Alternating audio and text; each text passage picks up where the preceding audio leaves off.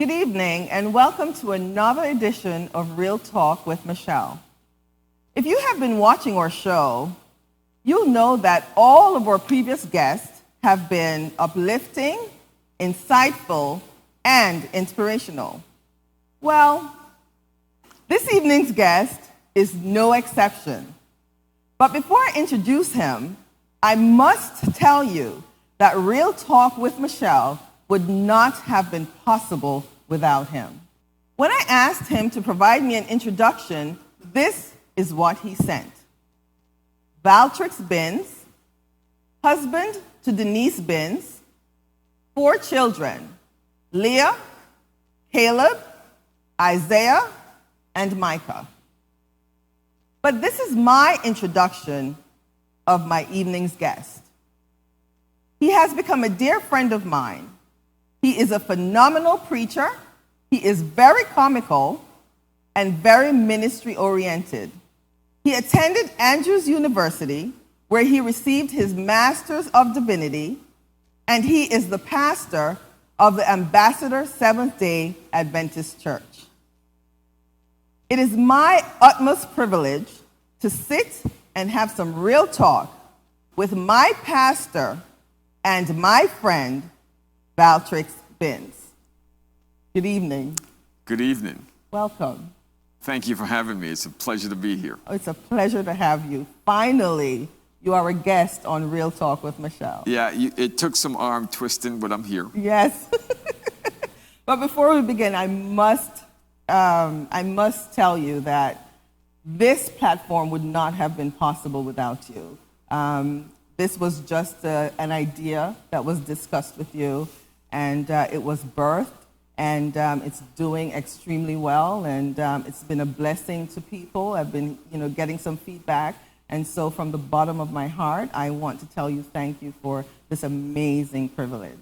Praise God. It didn't take much. We found in you someone who is willing to do the work, and sometimes that's all folks need, is just the opportunity to exercise their gifts for God, and it's worked out phenomenally. So I'm blessed by you accepting the role and doing your thing with it, and you've made it real special. Well, thank you so much. So we are going to dive into some real talk. I hope not too real. Real enough. We know you as the pastor. We know you as a pastor. We know you as a husband. But I think that the members of your congregation, as well as others, would like to get to know the other side of you as much as possible. So we're going to dive into that. Yeah, let's just not dive too deep. They have bits and pieces of me as I share during the sermonic time, but let's just wade in shallow waters. All right, well, let's dive in. So, tell us a little bit about yourself. Introduce yourself. When I asked you for an introduction, you sent me very little, and so. Yes, like I said, we know you on a different level. But tell us who Valtricts Binns is. Tell us a little bit about, your upbringing and who you are. Well, I mean, that's a little hard. While I am a very introspective person, I don't spend a lot of time delving into who I know who I am, but communicating that to others might be a little challenging. But I was born in Jamaica. I'm the third of 5 children from my mom and my dad, and had the awesome privilege to migrate to this country at a very young age, 10, 11, somewhere in around that time, and spent most of my adult life and my ministerial life in New York.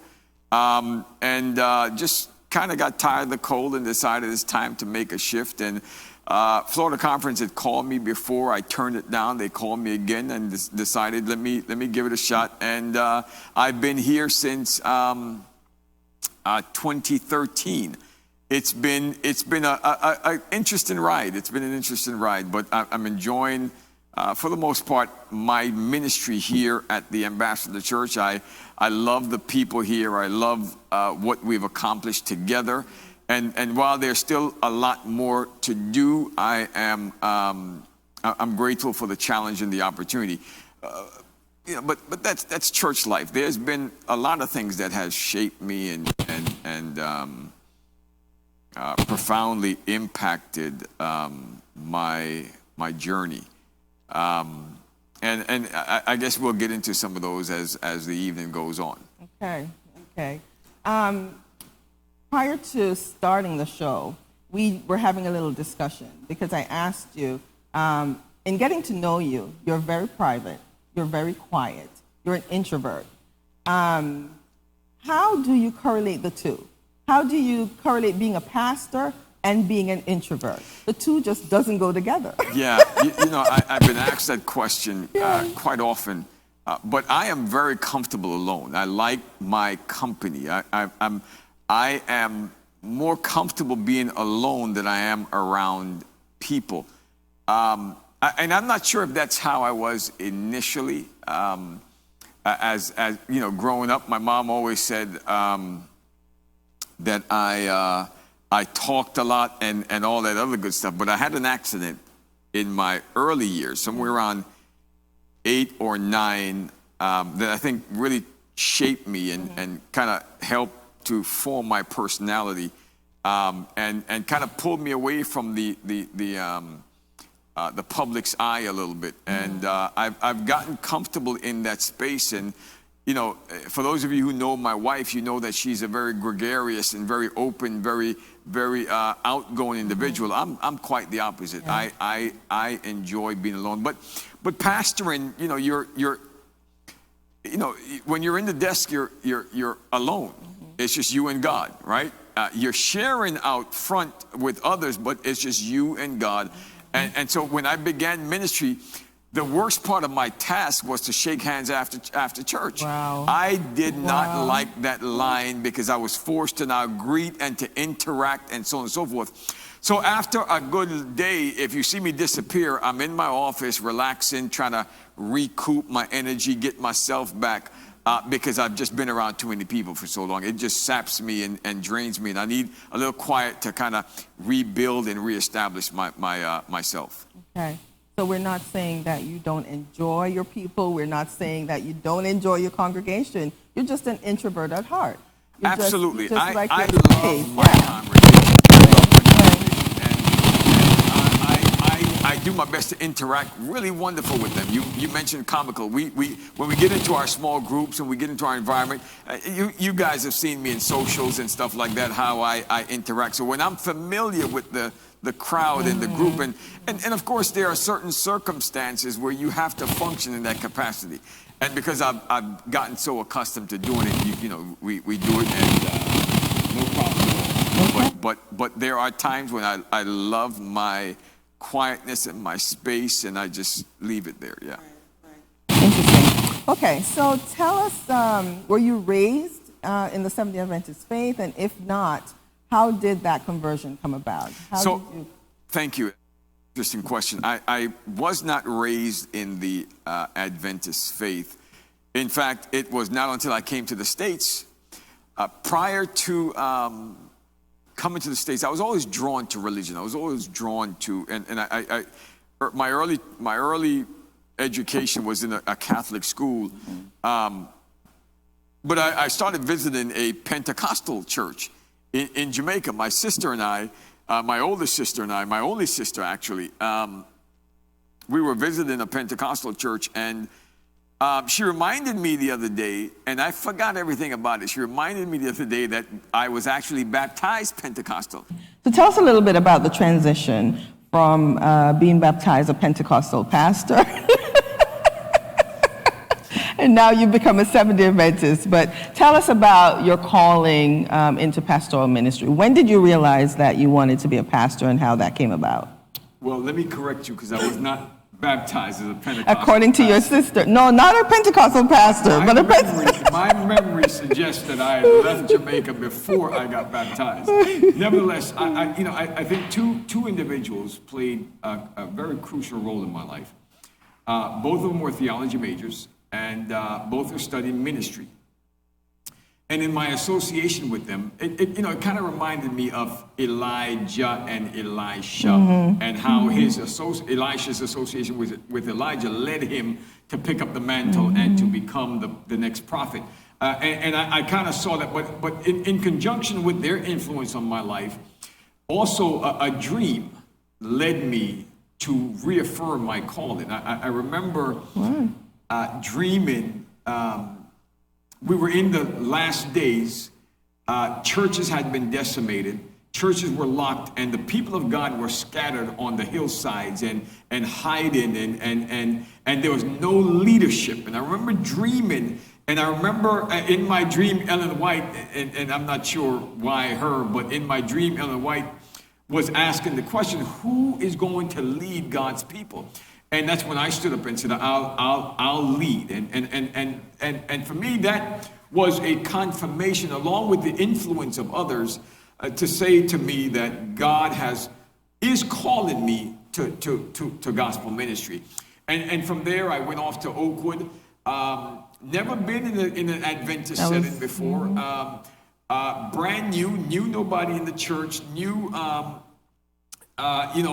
didn't know the pathways and so on and so forth. My parents never heard of Oakwood College, but they trusted their son.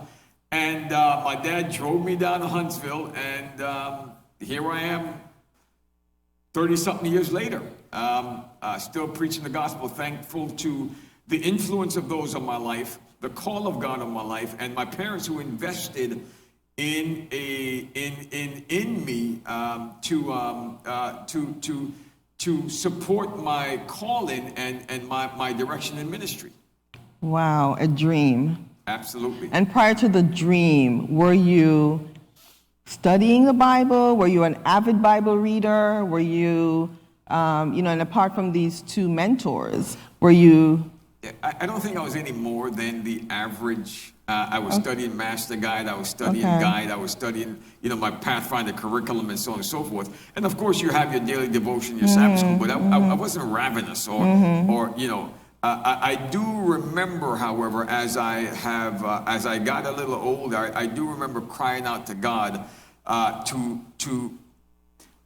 to want to study more. I remember I didn't have the time because I was working, I was doing this, I was doing that, but I remember crying out to God, I want to study your word more. I want to spend hours in your word. I do recall and remember that, but nothing more than the average. I think I was, of course, the love of the Bible, love of the word, and so on and so forth, but nothing beyond the ordinary. Oh, wow. Yeah. When God has a calling on our lives, it can come in so many ways. Through a dream, Okay, so 30 years later, share with us and tell us, what is the hardest part of pastoral ministry? What do you find to be the hardest thing about it? Oh, boy, that's a tough question. I'm not sure if it's hard or challenging. Yeah, I think getting the folks to get serious about their walk with God, because as a pastor, part of my responsibility is to encourage the saints of God to dive deep into God, and I think that perhaps has been the greatest challenge in ministry, and not necessarily unique to mine, because I think a lot of pastors face that same dilemma, is how to get their members serious about the Word of God. For me, ministry has been a dream. I've had tremendous success in ministry. So there hasn't been necessarily a hard part, but I think if we could get the family of God, the people of God, to dive deeper into their relationship with Him, I think half of our trouble, half of our problems that we encounter in ministry would be solved. Yeah. And let me just throw this. This is a sidebar question. As a pastor, and I asked a previous guest this question, as a pastor, when you have that responsibility of winning souls and spreading the gospel, what is that responsibility like for you? Because that's a heavy responsibility, knowing that you know, it is your, and I don't want to use the word job because you were called. It's our passion. Passion. It's what we live and die and breathe for. It's our passion. It absolutely consumes us. It's what we do. That's the burden that God has placed on us from the call, right? That you are responsible, or you do your best to ensure that the people of God are drawn or pulled into a relationship with God. So everything you do, you are open to the Spirit of God to move you in ways to impact His people, because the Spirit knows what they need, but He needs to share that with you. And if you're not open to Him, or if you don't have the connection with Him, then there's going to be some disconnect between you and your congregation. And so that's what we live for. We live to encourage the people of God to get serious about their walk, and that passion of saving souls it's a burden. I remember one of my teachers at Oakland said to me, if you've never cried for a soul, you're in the wrong business.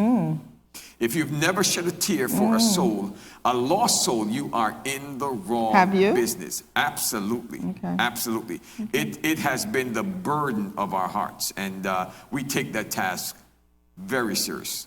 Okay. Yeah. And have you ever felt like quitting? Oh, yeah, all the time. Why? If it's a dream, if it's your passion, if it's your calling, why? That's a great question, especially how you frame that. I think frustration is a huge part of that. But if you tap into my other part and you understand my struggle with other things, then some of those other things come to play as to why. First of all, pastors don't make no money. Okay. Yeah. So okay, thanks for sharing. Yeah, absolutely. Real talk. Real talk. Real talk. Pastors don't make a lot of money, and I've got 4 kids. I've got a wife I need to support. So it's difficult. So you get a little discouraged. You get a little sidetracked when your members are rolling up in Benz and BMW, and you know. So. You get a little sidetracked. But no, ministry is very fulfilling, but it's also very frustrating because you have to deal with so many different persons and personalities. Yeah. You have to deal with the good, the bad, and the ugly, and then you have to be kind of like a jack of all trades, but a master of none, kind of, so to speak. Yeah. Members will ask you how to hang a picture. They'll ask you how to fix your toilet. They'll ask you, where can I find this in the Bible? I mean, just the gamut of things. But the go-to person. Yeah, I have thought long and hard about exiting ministry and pouring some gifts in other areas, but the call of God on your life is hard to run from. It's like Jonah trying to run from God's call. And sometimes I feel boxed in. I feel God kind of pulled a fast one on me because He kind of locked me in here, and there's not a lot of places I can go. I think God does that for different. God operates differently in each person's life based on what pulls them, what motivates them, what tempts them. You know, God has to come uniquely in His way to keep us where we need to be. And for me, I think my struggles and my passions are unique, and God kind of saw this journey for me as a way to keep me saved. Because had it not been for the call, I'd have been gone. Well, it's a good thing that you recognize that. Oh, absolutely. That you can embrace that fact. Absolutely. Because there are a lot of pastors who could not have made that statement. Yeah, I'm not here for the money. Yeah. I would like some money, but I'm not here for the money. Yes. Absolutely not, because we probably could have been making more money elsewhere. Yeah. But because of the call of God on your life and the passion, But more than just the call and the passion, this is your way to heaven. This is your transport to heaven. This is the means that God has ordained for you to get to heaven. And so if I give up ministry, I'm kind of giving up on God. And I can't afford to do that. Another sidebar question, since you brought up the money. We've seen pastors of different religions who, have private planes and Benz and Jaguars, and it discourages a lot of people because they feel like the pastor is in it for the money. The pastor takes the congregation's money. What would you say about that? I know that it's about our individual relationship with God, and we should not focus on the pastor, but at the same time, the pastor who's called by God, to deliver the message and the word and share with the people, it's kind of I don't know what word to use, but it's a big discouragement to a lot of people. It actually stops some people from going to church. Would you agree? I mean, yeah, absolutely. Some people it impacts in a negative way. But the Bible says, don't muzzle the ox while he's working.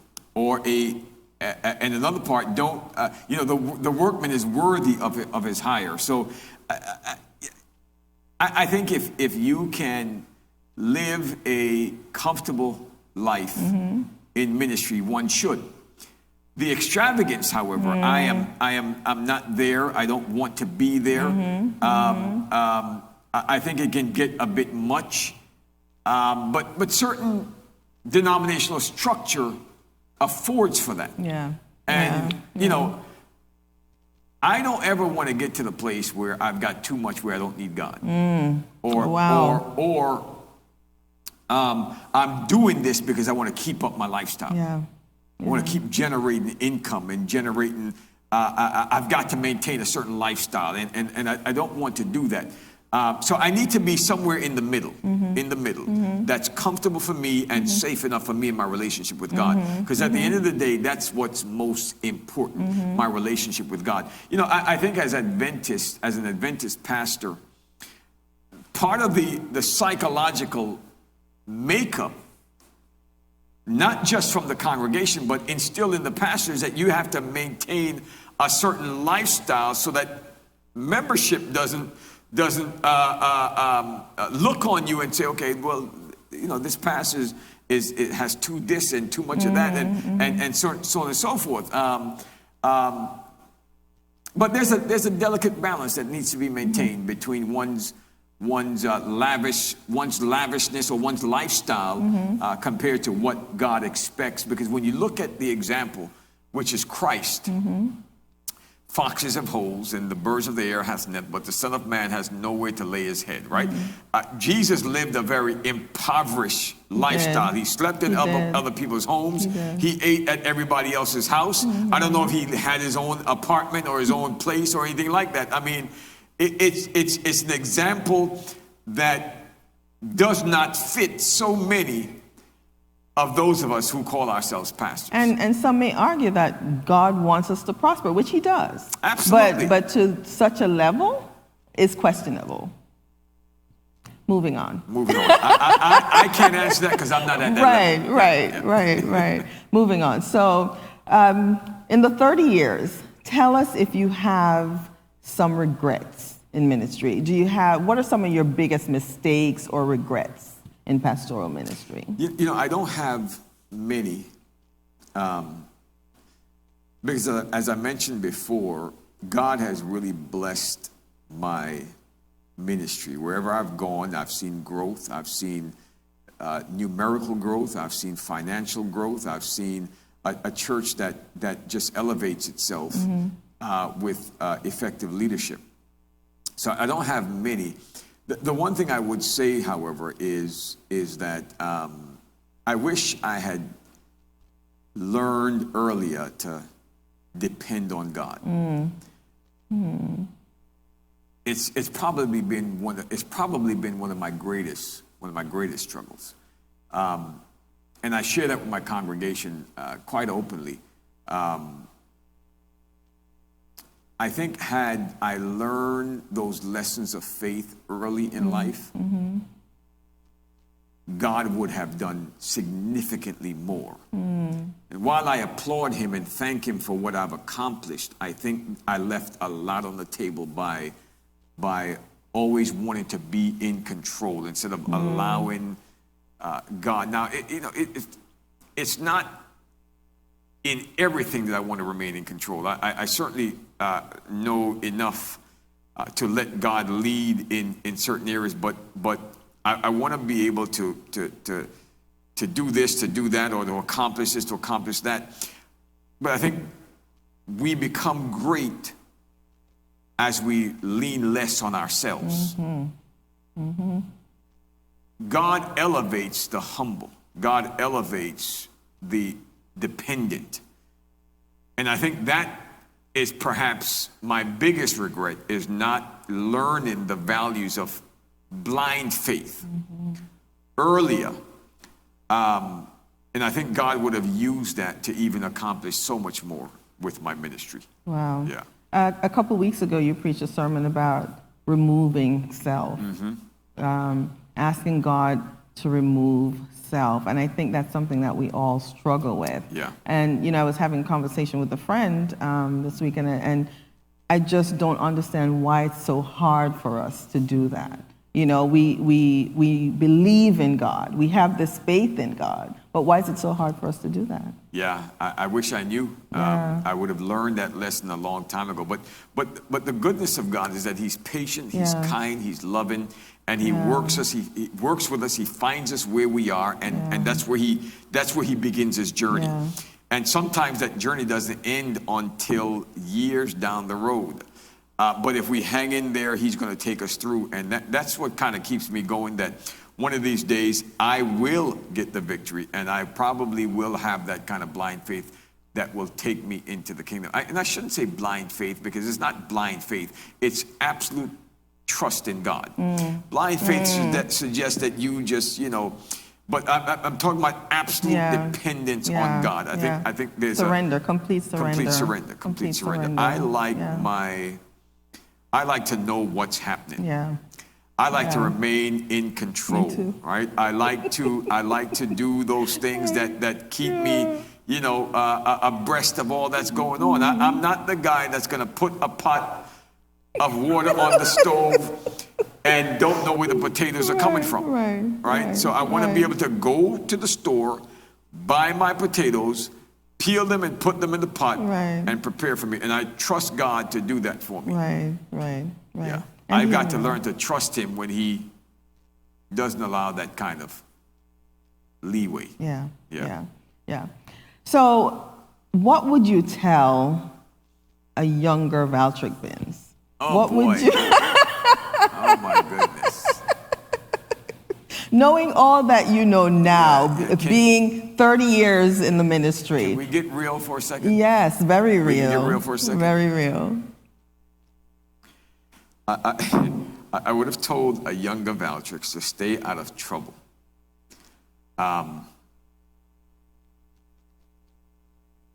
Habits are formed early. And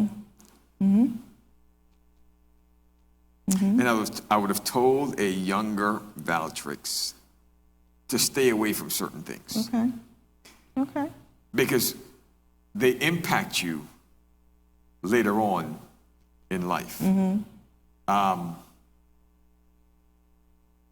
That's such a great question. But I would have been. I would also tell myself to work harder, to push harder, to strive more. I really could have been anything that I put my head to. And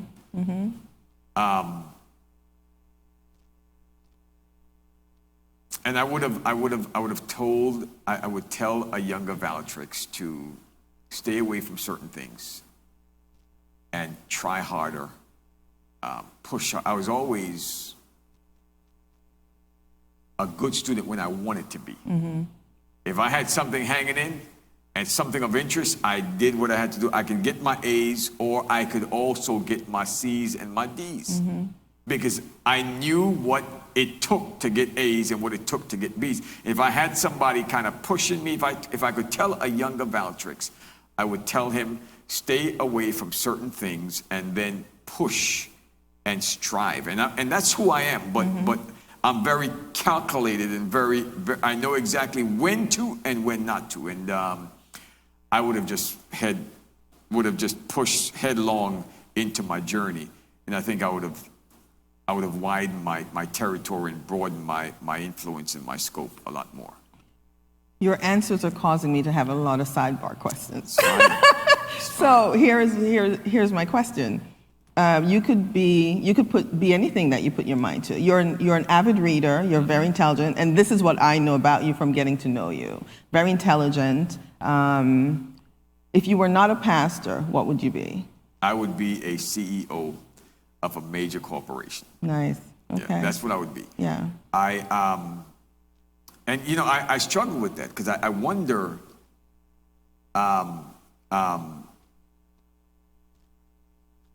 One of the reasons it took me, and I guess we didn't spend enough time on my background a little bit, because when I left Oakwood, it took me about 10 years before I got a call to ministry. Really? That's a long time. Long time, but Yeah. but I think it was my I've always wanted to be in a suit and a briefcase going to work. Right? I didn't want to do the church thing right away. I wanted my piece of the American dream, and I set out to get it. At 33, I was on top of the world. I had homes. I had multiple investment properties. I had 2 restaurants in New York. So we were moving, and then ministry happened. You sound so depressed. Wow, that passion went kind of way. Then ministry happened, and you go from so much to so little. But I see myself as I see myself as a CEO of a major corporation. I think I would have been wonderful in there. I also, even a lawyer in a Yes, courtroom. I was going to say, at one point. In fact, I flirted with law school. Yeah. I started studying for the LSAT, and I decided to tell God, listen, if you don't open a door, I'm going to drop ministry completely, and I'm going to go. But by then, I was ready to pastor, right? I had gotten my fill of the business life. I was a communications manager for a telecommunications company. Okay. And making lots of money, doing really well. God was blessing. But the call, I couldn't escape. While I was making the money and I was living that lifestyle, I had a suit on, I had my briefcase. I was a manager. I was upwardly mobile. The call, I couldn't escape. And I got dissatisfied being outside of the function of that call now. So I told God, I said, listen, if you don't do this, I'm going to study and go to law school and drop ministry completely. And 3 months later, after that prayer, I was in the work. I got hired as a pastor. And I dropped everything and became a pastor. And that's what I've been since then. So it's been a journey. I can see you being an attorney. You ask a lot of questions. You think outside the box. I love that. Yeah, I love that. yeah, I have a passion for that. Yes, I probably should have gone to law school with ministry. Yeah, but, I was going to say you could have done both. Right. But it's never too late. Never too late. Too late for that. That's funny. So tell me, what experience have you gained in leading a church and being the pastor of, not just ambassador, because you've pastored several churches throughout the years. What experience, whether it's the life experience, spiritual experience, have you gained in being a leader of a church? I think one of the biggest lessons I've learned is collaborative leadership. Where while you are the pastor and you're in positional authority, you really don't begin to lead until you get relational authority, until people say to you, it's okay for you to lead us and to take us where we need to be. You know, as a pastor, you come in, the conference introduces you, and you take ownership of the church. But that's not when you begin to lead. You begin to lead when others see that you have their best interests at heart, and they pour into you. And I've learned the value of collaborative leadership, where you allow others to exercise their gifts. You don't crowd the pulpit. And that's the other thing. I'm very secure in who I am, right? So I'm not worried about who gets in this pulpit or who shares the limelight. I am who I am, all right? That's not going to change. So I am more than willing, and that's really been a blessing to my soul, that I've learned to involve and to value others and what they bring to the table. I've pastored churches where I was the clerk, I was the bulletin designer, I was the head deacon, I was the head elder, I was the pastor, all of those things, right?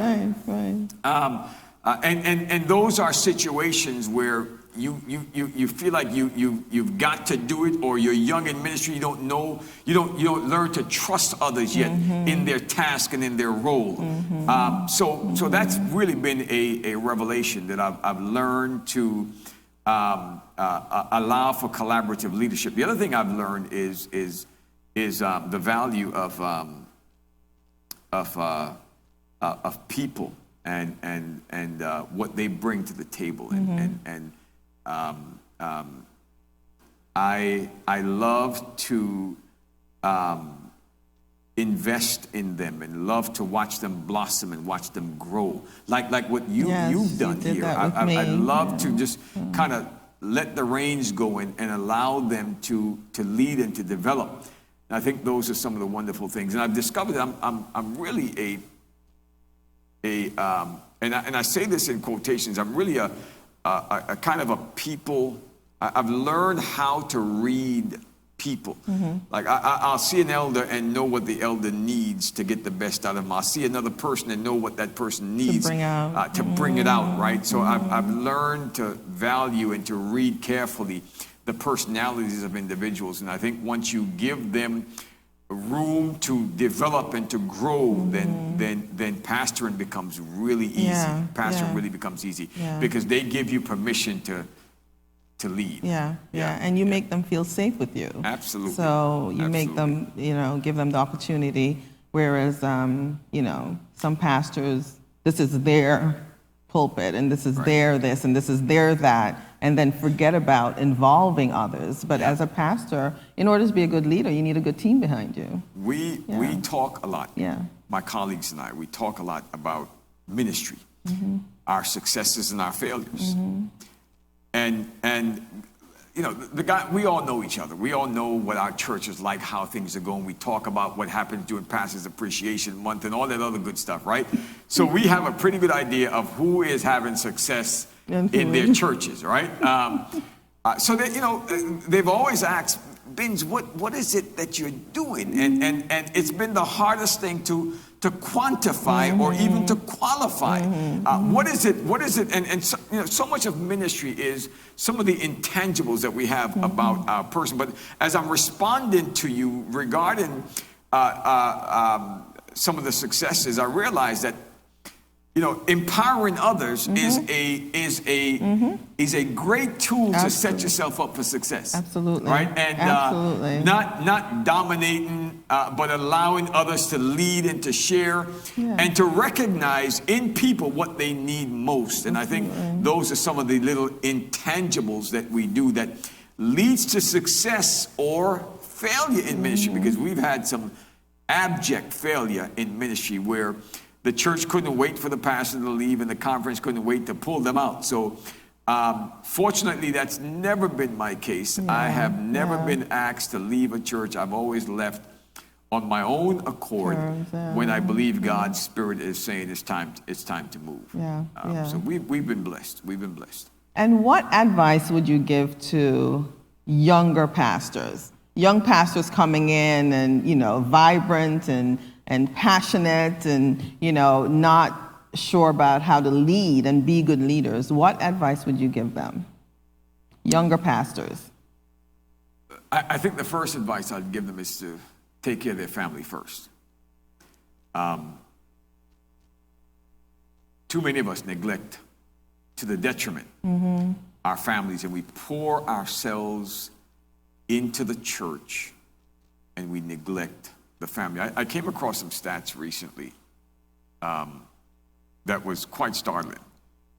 So many of our pastors' children are no longer in the church. And part of that is, and it's a strained relationship between the father, the pastor father, and the children. And part of that is because we just automatically assume that our family's going to be okay because we're in church. Yeah. We're taking care of everybody else's family. Yeah, you're pouring into others. Pouring into everybody else. Yeah. And when we come home, we're tired. We don't have time for our own. Yeah. And I think I would tell the young pastor, you need to take care of home first.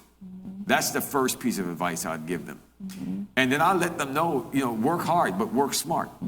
Work hard, but work smart, because you are no better than your last sermon. I'd like to tell them that. Ouch. Because when Benz leaves these hallowed grounds, the next pastor that comes in will be the man. Yeah. And all the work, whether good, bad, or indifferent, that I've done will be either forgotten or shifted, or it just becomes a faint memory. So work hard, but work smart. Save your money. Do what you can. Pour yourself out, but do it in a way where you keep some stuff for your family, you keep some stuff for yourself. All right? Because, again, once you're gone, this church will continually move on.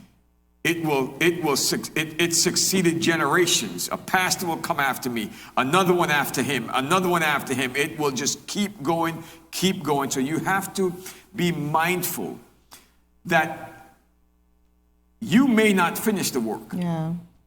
Leave some room that if Jesus doesn't come in your lifetime, you can still get along. So many of our pastors in previous generations before me preached their heart out because they believed Jesus was coming. And there's nothing wrong with that.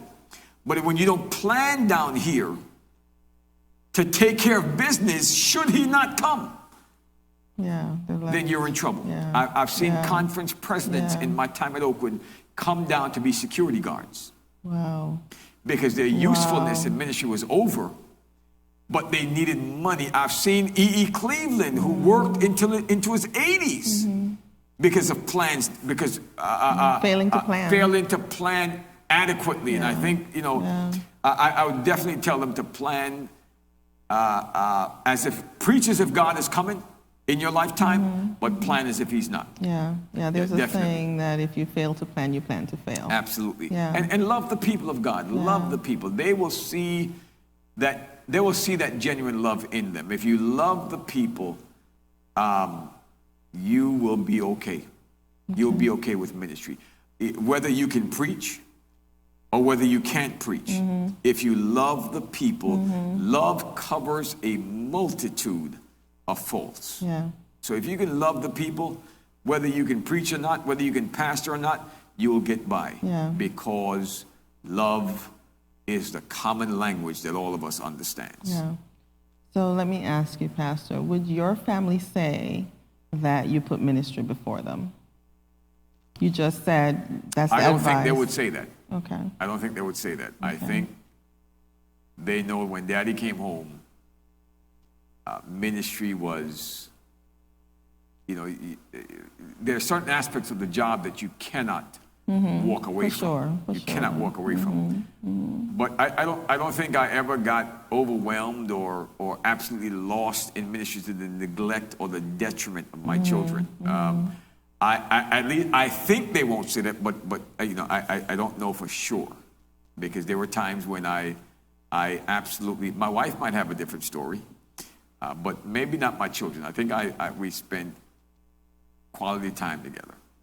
Plus, my children enjoyed ministry. I think because we had success at church, they weren't subjected to some of the things that some of the other pastors who may not have had similar success. So they were always well loved and well appreciated and well liked. So, but that's just my opinion. They may say things. They may see things a little different. Well, we want your opinion. This is real talk. So absolutely. So tell me, how do you live out your faith in Christ? You preach it all the time. You tell us to do that. How do you live out your faith in Christ? I'm very good at preaching it. Living it. Yes.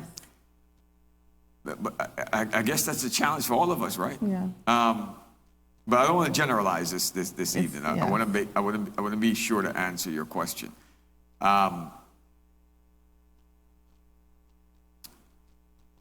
I live out my faith in who I am. I am a Christian first. I'm a pastor next. I'm husband. I'm father. And in those roles, I live out who I am. They may not always be clear. I might give conflicting signals at times. Blurred lines. Blurred signals at times. But I do my best to maintain my Christian integrity, my role as pastor, as husband. Not always where I need to be. But praise God, I'm not where I used to be. Right? I think we can all say that. But can I do more? Absolutely. Can I pray more? Can I study more? Can I be a better husband? Can I be a better father? Can I be a better pastor? Absolutely. And my first priority is with God. That's my first priority. He holds the key to everything else I do. If my relationship with God suffers, my marriage suffers, my parenting suffers, my pastoring suffers, everything suffers. Because if I lose my hold on God, I'm going to lose everything else, including, if I lose my hold on God, I'm going to lose everything else. Yeah, that says it all. I'm going to lose everything else. Yeah, that says it all. So I do my best to try to live out my life in meaningful ways. Not always easy. Yeah. Not at all.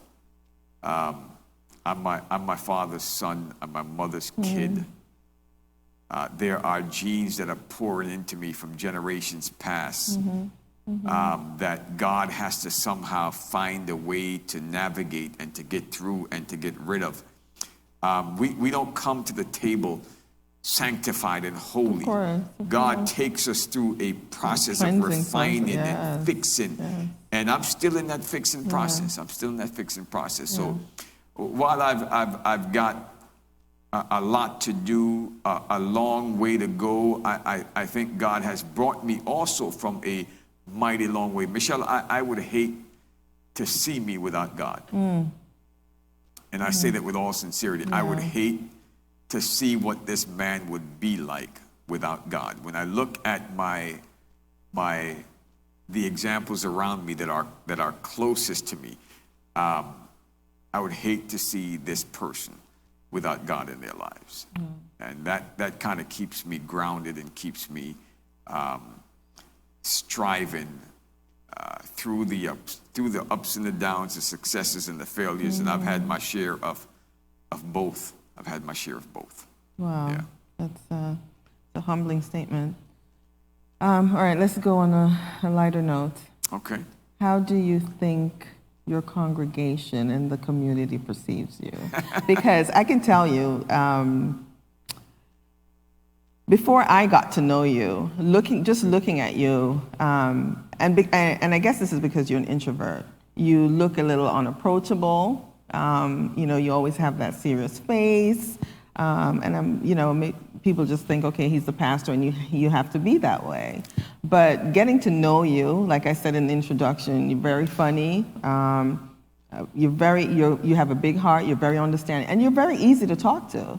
and you're a pleasure to get to know. But how do you think your congregation and the community perceives you? You know, that straight face, my children always tell me, Yes. their friends don't want to meet me Yes. because I of just how, ignore how it I now. look, how I look, right? And they're scared to come and Yes. and I was like, why? Yes. I'm such a cool dude, Yes, right? you are, but you have that. You know, I think, you know, how the congregation perceives me. Your thoughts. What do you think? I think it's okay. You're going to have some people that don't like you no matter who you are. Yes. Right? That's just the nature Yes. of life. Yes. Right? Yes. They don't like you because pastor's too skinny. Pastor ain't got no hair. They don't like you because you're Jamaican. They don't like you because you spent time in New York. They don't like you because whatever the reason, right? There are people that will not like you. So I kind of ignore that. I don't pay a lot of attention to that at all because that exists. There's nothing I can do about it. You don't know a word about me or have spoken a word to me, but you formulated your opinions about me. That I can leave alone, right? So that doesn't really bother me one bit because it's just it's ignorant and it's foolish, right? Absolutely. But I do believe that you have a lot to do with how your congregation perceives you. I think how you approach and how you approach them, how they approach you. If you're approachable, if you love them, right? I think they begin to see in you those kinds of qualities that endears a pastor to his congregation. So I think, I hope I'm not wrong here, because if I'm wrong, I'm getting ready to go. You know, I think Ambassador values my ministry. I think they value, our time together. I think they perceive me in good ways. In good ways. Do I have my critics? Absolutely. Do I have my faults? Absolutely. Are some of them deserving? Absolutely. Are some of them not undeserving? Absolutely. But I think for the most part, I would be safe to assume that this congregation values my ministry with them. Good. Yeah. And what about the community? What do you think? Well, we're getting to establish ourselves in the community, and that takes time. One of the things about Adventist clergy, Adventist ministry, is that they move you so often that you can't really establish roots. If you look at some of the Sunday guys that's been in their congregations for 20, 30 years, they are well situated in that community. So this particular community, I think we've made great strides. We are familiar with the mayor and activities and some of the aspiring Congress people. We've made some good inroads into our community. And I think they have a pretty good impression of Ambassador and Ambassador's leadership. Some of our own members, we think of our first elder and some of our other members, are very important individuals in this community. Yeah. And I think that builds up the credibility of the church, not just the pastor, but the members and their involvement in the community. I think that helps to build and to shape perception of the ministry, because oftentimes it's not just the pastor that's being perceived, but the congregation as a whole and how they are impacting the community. So I think we're doing okay. We still have some inroads. We still have a lot of work to do, but I think for the most part, we're doing okay right now. Okay. Yeah. Okay. Pandemic has kind of quieted things and shifted things a little bit, but I think for the most part, we can say that we are making some strides. Okay. Yeah. Well, that's good. That's good to hear. Let's go on another topic. So now this is just going to be your thoughts and opinions on this topic and what advice that you would give pastors from falling. Now we know in whether it's Adventist church or other denominations, we have pastors who fall because of indiscretions and other things that happens. What advice would you give to pastors to avoid those pitfalls? Let me begin here.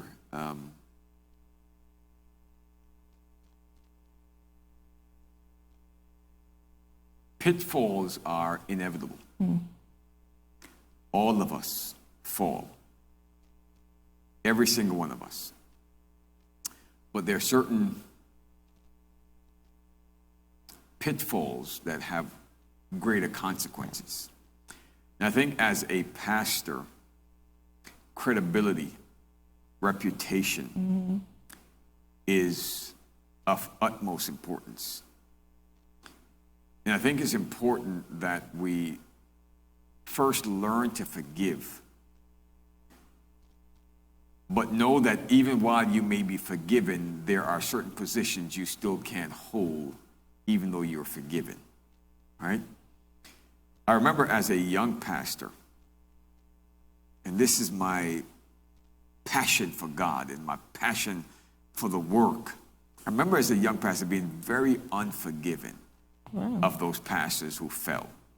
I just thought, this is your calling. There's so many people dependent on you. There was no room in my book for those kinds of moral failings. And I remember sitting on conference committees and taking votes to either fire or let a person go because of moral failure. It was not until I got a little older and realized, my goodness, if it had not been for the grace of God, there go I, that I realized that mistakes can happen and redemption can take place. Absolutely, absolutely. I think redemption. There's nothing that we can fall from that God cannot restore and redeem. I think church folks and church as a whole is a little less forgiving than God. But I think God can restore just about any failure and put us back in a position where we can minister, because sometimes the pain of an experience is what propels you to greatness. The pain of an experience is what propels you to greatness. So I think God can use our failures, our mistakes, to move us where we need to be. But at the same time, as a pastor that leads a congregation, we need to stay away from certain things. And there's really no, that's really the advice I'd give them. If you're going to fall, don't do it in a way that's going to jeopardize your job, jeopardize your integrity or your ministry. Get caught in a lie. Don't get caught in somebody else's bed. Right? Big difference. Yeah. So, Pastor, tell us, how do you balance, you have a busy schedule. I do. By the time the show airs, let me give an example of your day. Today you preached 2 sermons at a visiting church. You did Bible study after, and you're here taping the show. So you've had a long day.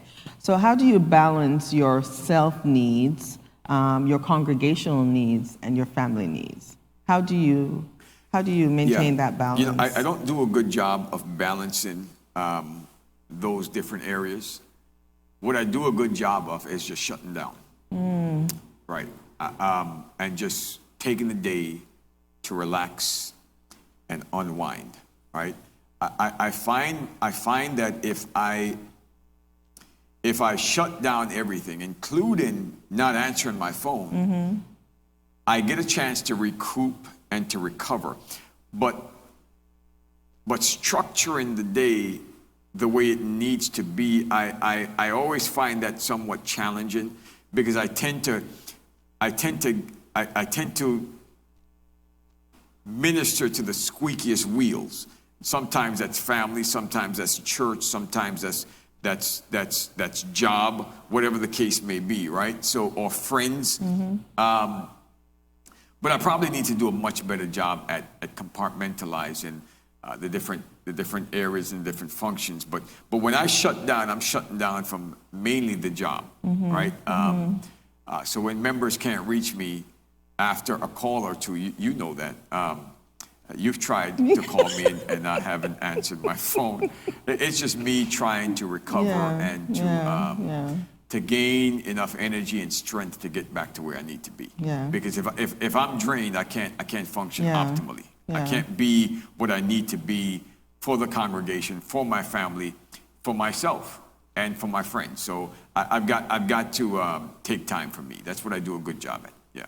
Okay. My kids will tell you, my wife will tell you, there are certain times I'm not doing anything. I'm just chilling. Okay. Yeah. Okay, that's fair. That's fair. On a much lighter note, we all want to know when pastors get together. You know, you mentioned it earlier. You talk about, the different things. Yeah. We really want to know when pastors get together. What do you talk about? I know you talked about which church is doing well. But we talk about everything. We talk about our families. We talk about our wives. We talk about everybody else's wives. We talk about everybody else's husbands. We talk about our congregation. But we do have some very serious talk about ourselves and how to improve ourselves, how to improve ministry. Because when I'm talking to a pastor, it's like iron sharpening iron, right? We talk about the challenges, we talk about the struggle. But we really get into, and I've got great colleagues in ministry that if they need to check me, they'll check me. Okay. If I need to check them, I'll check them. That's but good. we talk about accountability. We talk about what works in ministry, what successes have you found. But then we also talk about foolishness. We also talk about sports. We talk about our children. We talk about our pay. We talk about everything. We talk about everything. We talk like regular people. But then we get serious at times, and we talk about our challenges. The challenges we're having in our church. We talk about the challenges we're having personally. We talk about everything, and as pastors, you need that, because ministry is it's a very lonely task. It's a very lonely profession, because you can't share with your members what you're really struggling with. You can't share with your colleagues all that you're struggling with, because the next time they could be president and you're Not this. information. So it's a very lonely profession, because you really can't tell your colleagues or your members what you're really struggling with. Sometimes that's really hard, and you've got to lock that stuff in. Sometimes you can even share that with your wife, right? Some of the things you're struggling with. So it's important that you have 2 or 3 colleagues in ministry that you can talk to, and you can share everything with them about what's going on with your life, about what your struggles are, what your challenges are, and you can bounce that, and you can have that accountability partner that you need to keep going in ministry. Because I'm an introvert, that's a little harder for me, right? I'm very personal. I'm very private. So some things I just kind of lock down and process myself, or I call my brother who, will talk and we'll share a little bit. But you need to have somebody that you talk with and you share with. So when pastors get together, we talk about the surface stuff, we talk about the deep stuff, we talk about some of the issues our members are facing, we talk about some of the issues that we're facing. We just talk about a gamut of different subjects, all in an aim to keep ourselves sane. Yeah, because ministry can drive us a little crazy sometimes. There's a lot going on in ministry, and well, it's good to know that you have that support system. Absolutely. Among each other. Okay, so as we prepare to wrap up, I have a whole bunch of questions for you, but we're running out of time. Good. Pastor, really? No. So I'm going to ask you. I always ask the guests this question. Are you living your purpose? I know that your calling is being a pastor, but are you truly living your purpose? I think I am, but I could be doing so much more. I think I limit myself because of the issues I struggle with with God spiritually, so on and so forth. I will never get, I am my best self right here. That's what I was born to be, to do. But you struggle with that, then you struggle with your best self. And you struggle with being all that you know God wants you to be. So am I living my purpose? I think I am, but I think I could be so much more, because what people see in you, you're kind of waiting for it to come out.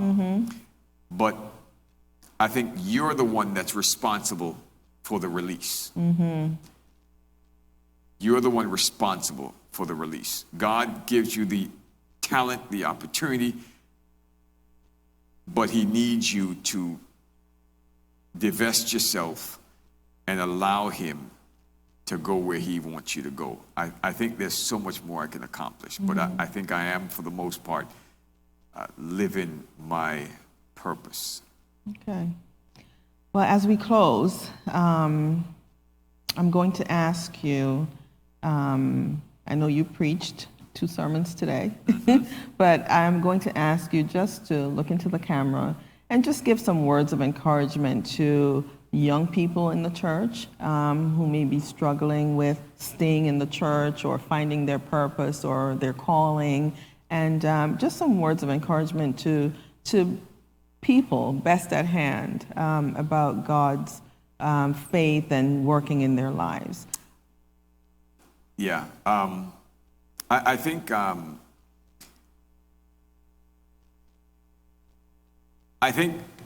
my older self has now distilled the experience of God in my life. And I've had my time out there. Wasn't always a Christian or all that God wanted me to be. But I realized that I'm nothing without him. And the sooner we realize that, the easier life will become for us, our young people. In our striving to experience the world, don't leave God out, because we are nothing without him. And it may sound cliche and redundant. It may have been something you hear consistently and constantly, but the truth is we are absolutely nothing with God. And you'll find that out later. So if you would just learn that now, or just take that advice now and build that into your experience, into your years, then where you think you are now, God is going to elevate you and take you so much higher, but you can't do it without him. You know, I said this morning in one of my sermons, and I preached 2 different sermons this morning. I said to in one of my sermons that, you know, if God is not in the middle of all of this, somebody has played us for a fool. I mean, a major fool. For a long time. Is not in, for a long time, if God is not in the middle of this thing. And the truth of the matter is, Michelle, I don't know if I would want to live my life any other way than with God. I choose to believe that there's a heaven to gain. I choose to believe that God will end sin one day. I choose to believe that God is loving, God is forgiving, God is caring, God is kind. I choose to believe that. And I think the sooner we choose to believe that God is real, that God wants the best for us, that life is useless without him, the easier the journey becomes and the more successful and prosperous we become. Good words. Good closing words. Thank you so much. You're quite welcome. Thank you so much for taking the time. I've really enjoyed the Real Talk conversation. Bring me back for part 2. We'll get into the early life and the things that shaped me and stuff like that. I'm going to hold you to it. No, you're not. We have a whole, we have questions galore for you, but we've run out of time, so we will bring you back for part 2. he will be back for part 2. Well, we appreciate the time, and we appreciate being a guest on Real Talk with Michelle, sitting here with Oprah, and being interviewed. Thank you for what you do for Ambassador.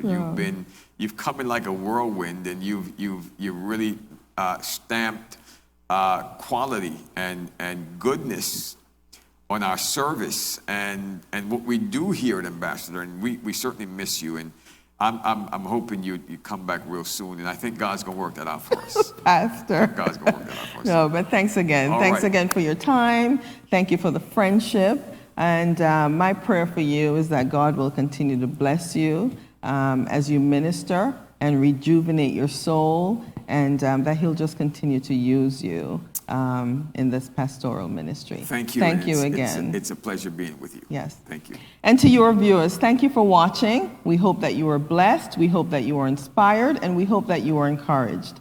If you have a guest that you'd like to see on Real Talk with Michelle, feel free to contact us at realtalkwithmichelle1@gmail.com. Until next time, let's have some real talk.